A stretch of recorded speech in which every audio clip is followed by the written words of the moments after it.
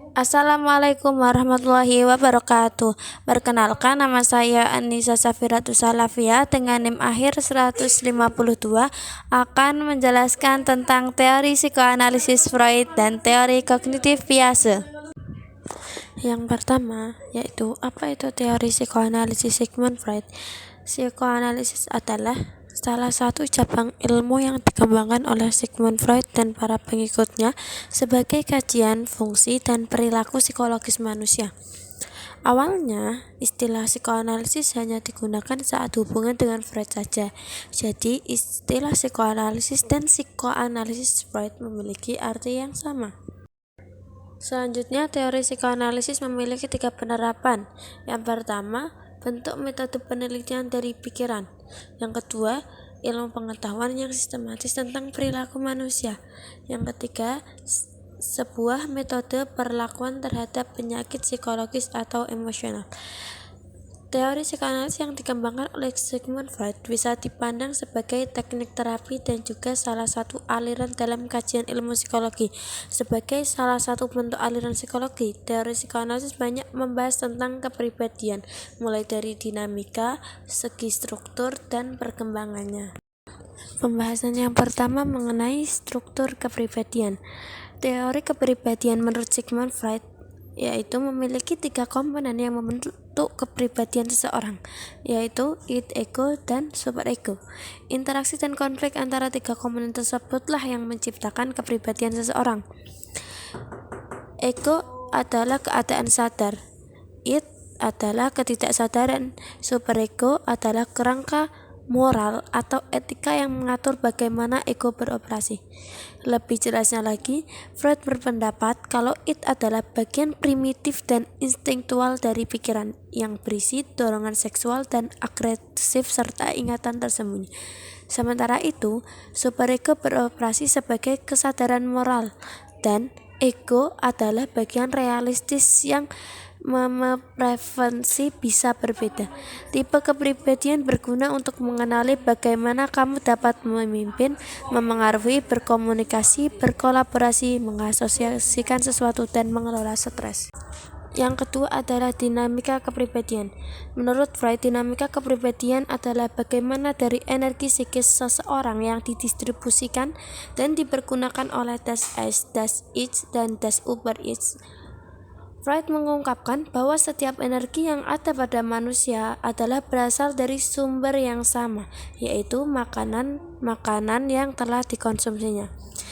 Yang ketiga adalah mekanisme pertahanan ego. Berdasarkan teori psikoanalisis Freud, mekanisme pertahanan ego atau ego defense mekanisme menjadi strategi yang digunakan seseorang untuk mencegah munculnya keterbukaan dari dorongan-dorongan das Ich atau melawan dan menghadapi tekanan das Über-Ich atas das Ich. Tujuan strategi ini adalah mengurangi dan merasakan kecemasan yang dialami seseorang. Yang keempat adalah tahap perkembangan. Tahap perkembangan menurut Freud yaitu yang pertama ada fase oral. Fase oral dari umur 0 bulan sampai dengan 18 bulan.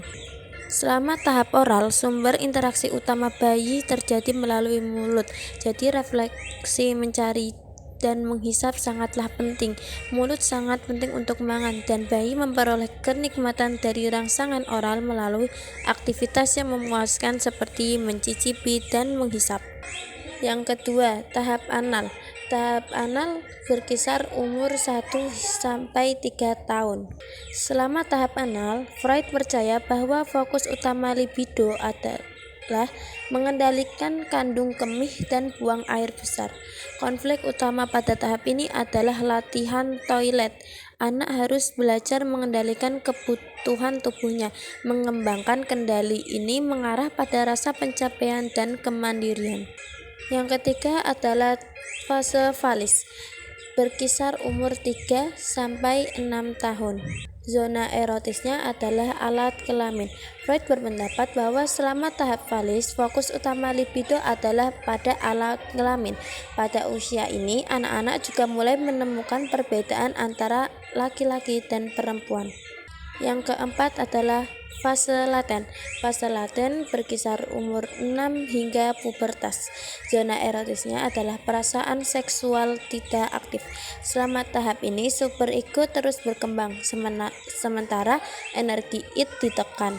Anak-anak mengembangkan keterampilan sosial, nilai-nilai, dan hubungan dengan teman sebaya dan orang dewasa di luar keluarga. Periode laten adalah masa eksplorasi di mana energi seksual ditekan atau tidak aktif. Energi ini masih ada, tetapi disublimasikan ke area lain seperti kegiatan intelektual dan interaksi sosial. Tahap ini penting dalam perkembangan keterampilan sosial dan komunikasi serta percaya diri. Yang terakhir adalah fase genital. Fase genital adalah rentang usianya adalah pubertas hingga meninggal. Zona erotisnya kematangan minat seksual. Awal mula pubertas menyebabkan libido kembali aktif. Selama tahap akhir perkembangan psikoseksual, individu mengembangkan minat seksual yang kuat terhadap lawan jenis. Tahap ini dimulai selama masa pubertas, tetapi berlangsung sepanjang sisa hidup seseorang. Tujuan dari tahap ini adalah untuk menciptakan keseimbangan di antara berbagai bidang kehidupan. Selanjutnya adalah hubungan teori psikoanalisis dan pendidikan. Teori psikoanalisis memiliki andil besar dalam dunia pendidikan.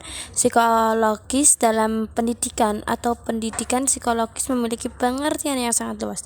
Teori ini menunjuk pada semua tingkah laku yang dilakukan oleh orang dewasa, ahli atau non-pakar, guru, dan orang tua untuk bersikap dan membentuk sekaligus mempengaruhi perilaku anak dan peserta didik dalam proses pemahamannya. Selanjutnya adalah perkembangan kognitif menurut Jean Piaget. Teori perkembangan kognitif Jean Piaget menunjukkan bahwa kecerdasan berubah seiring dengan pertumbuhan anak. Perkembangan kognitif seseorang anak bukan hanya tentang memperoleh pengetahuan, anak juga harus mengembangkan atau membangun mental. Teori Piaget sering disebut genetik epistemologi, karena teori ini berusaha melacak perkembangan kemampuan intelektual bahwa genetik mengacu pada pertumbuhan developmental, bukan warisan biologis. Tahap perkembangan intelektual menurut Jean Piaget.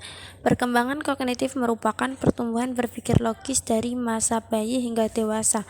Menurut Jean Piaget, perkembangan yang berlangsung melalui 4 tahap, yaitu yang pertama, tahap sensori motor, yang berkisar umur 0 bulan sampai 1,5 tahun.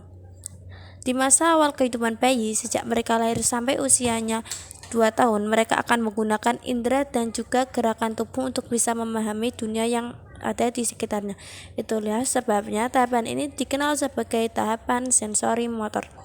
Yang kedua adalah tahap praoperasional, yang berkisar dari umur 2 hingga 7 tahun. Selama tahap ini, anak-anak bisa memikirkan berbagai macam hal secara simbolis. Penggunaan bahasa mereka akan menjadi lebih dewasa. Selain itu, mereka juga mengembangkan memori dan imajinasi yang memungkinkan mereka untuk memahami perbedaan antara masa lalu dan masa depan. Namun, memikirkan mereka ini didasarkan pada intuisi dan masih belum sepenuhnya logis.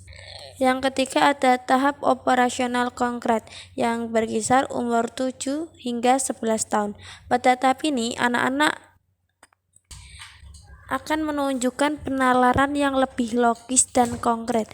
Mereka bisa memahami bahwa peristiwa tidak selalu berkaitan dengan mereka dan bahwa orang lain juga mempunyai sudut pandang yang berbeda. Akan tetapi mereka belum bisa melakukan hal yang sama untuk konsep abstrak atau hipotesis. Yang terakhir ada tahap operasional formal yang berkisar umur 12 tahun ke atas. Pada tahap ini, di masa perkembangan kognitif, anak-anak sudah bisa menggunakan simbol-simbol yang berkaitan dengan konsep abstrak seperti sains dan aljabar. Mereka juga bisa memikirkan berbagai macam hal dengan cara yang sistematis, mempertimbangkan kemungkinan, dan menghasilkan teori. Tahapan ini dikenal sebagai penalaran hipotesis dedukatif, yang mana merupakan bagian dari tahap operasional formal. Yang terakhir adalah ayat tentang berpikir dan menggunakan akal dalam Islam. Dalam Quran surat An-Nahl ayat 78, Bismillahirrahmanirrahim. Wallahu akhrajakum min butuni ummahatikum la ta'lamuna syai'a wa ja'ala lakumus sam'a wal absara wal afidah la'allakum tashkurun. Artinya, dan Allah mengeluarkan kamu dari perut ibumu dalam keadaan tidak mengetahui sesuatu pun, dan Dia memberi kamu pendengaran, penglihatan, dan hati-hati agar kamu bersyukur. Terima kasih, sekian dari saya. Wassalamualaikum warahmatullahi wabarakatuh.